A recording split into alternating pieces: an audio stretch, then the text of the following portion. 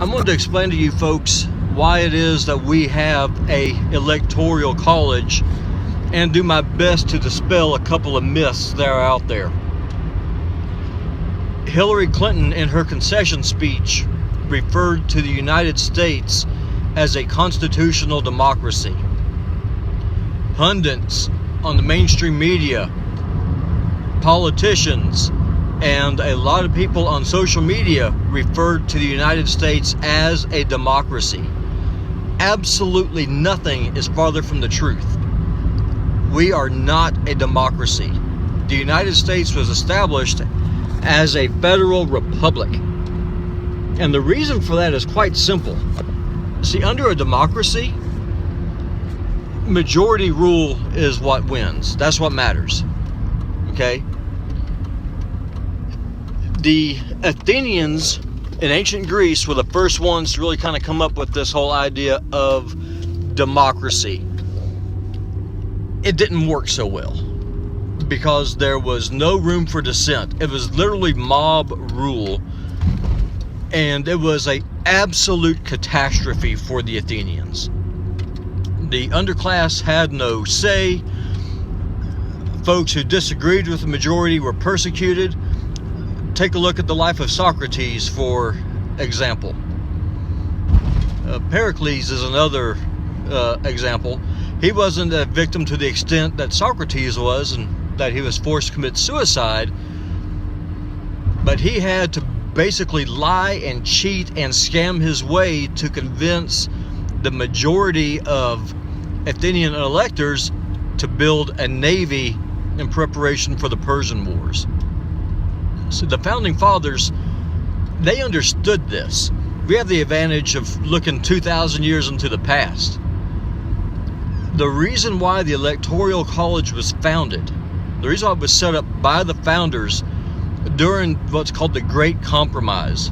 If you're not familiar with what that is, I encourage you to hop on Google and search. Part of our problem, like I said in a previous video, we Americans, we've forgotten who we are. We've forgotten our history. The reason why there was an electoral college that was established is that there was a concern among the smaller states, smaller in both area as well as population, that they would be drowned out in any kind of national election by the larger, more popular states. The Electoral College is a direct result of that concern, as a direct result of that kind of compromise. And we see its effect today. If you look at it, the most populous states in the country are California, Illinois, Florida, and New York.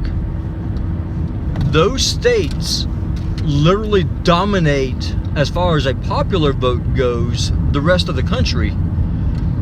The Electoral College gives states like Montana or Nebraska or Kansas or Oklahoma a voice in the federal election that they otherwise simply would not have, just because of the sheer amount of people in those other states. That's why the Electoral College was established.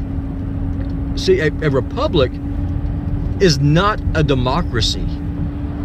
People need to understand that. You need to get a basic understanding of civics. The American model was based on really two separate models. One, of course, is the Roman Republic, which served well until it was just completely corrupted and collapsed under its own weight, largely because there really wasn't a separation of power. The whole idea of separation of power, division of government, really came from ancient Sparta. If you look at the Spartan model, you see that Sparta actually had two kings, for example, which is kind of unusual. Most countries only had one.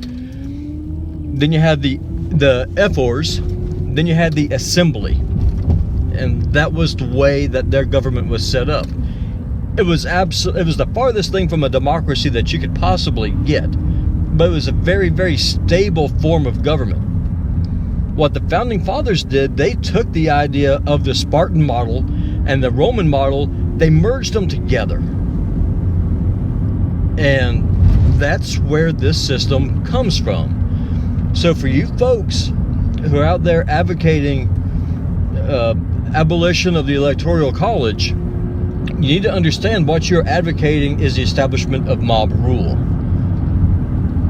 That's never a good thing.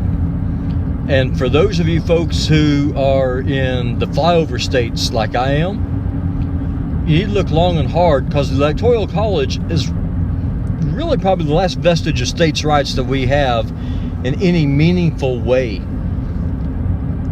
If we abolish that, then you will be relegating your state and your vote to being completely dependent on what folks on the West and the East Coast say it's best for you, in addition to Illinois. So it's just a brief little history lesson about what the Electoral College is, why it was established. I'm going to go into more detail on this later on in the future. I am going to most likely be actually creating a blog where I can go into more detail than what I can do here on these videos. If you enjoy these presentations, my ask for you is that you like and subscribe and that you share.